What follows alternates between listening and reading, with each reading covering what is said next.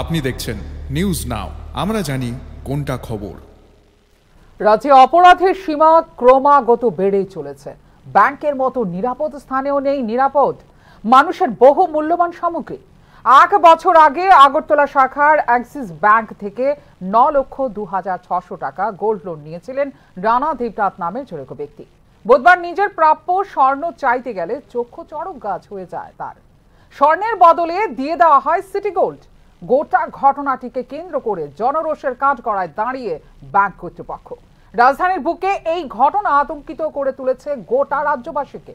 দুষ্কৃতীদের জন্য নিরাপদ নেই বাড়িঘরের পাশাপাশি ব্যাংকগুলো।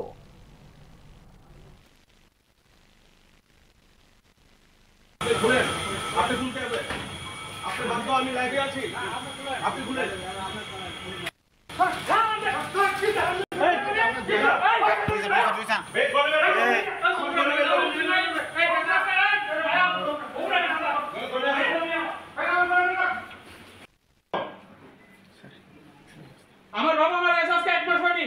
আপনারা হাতে মেরে দর্শি সংবাদ দিন আইছেন। আমরা কথা আমরা দুদিন ওয়েট করছি। কইছে স্যার রিকোয়েস্ট করতেছি আপনারা দুই হাত জোর করে যে আপনি আমার গোল্ড দেন। আপনি বলেন দুই দিন আপনি টাইম নিছেন আপনারা আমার কোনো গোল্ড লস হলো কেন লস হলো আমরা কেন বের করেন। আমরা এলাও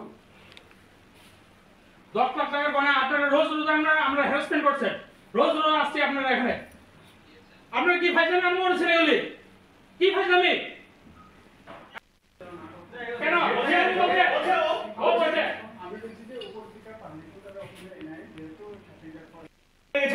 কেন ঢুকতে দিচ্ছেন আমাদের?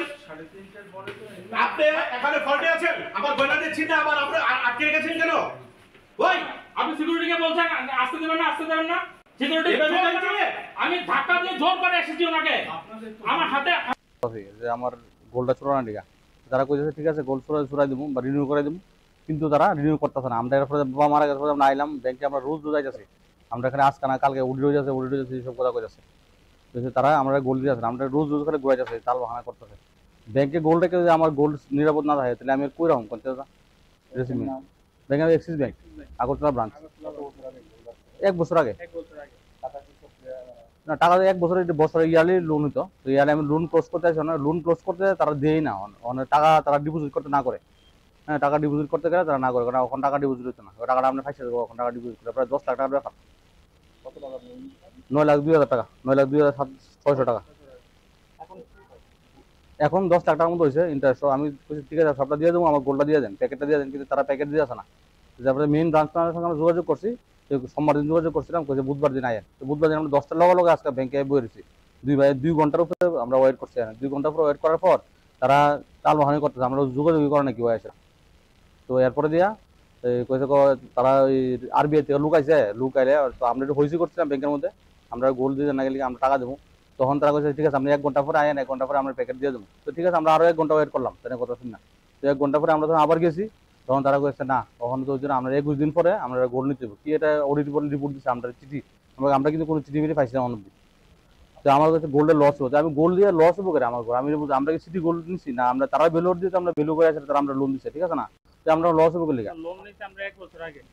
কতটুকু গোল্ড আছে প্রায় আমার 202.800 আমার গ্রাম।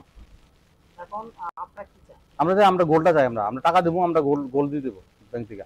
তারা আমার গোল্ড দিয়ে আছে না, প্যাকেট দিয়ে আছে না। আমরা লোনটা আমার নামে রানা দেবনাথ আমার নামে আসলো।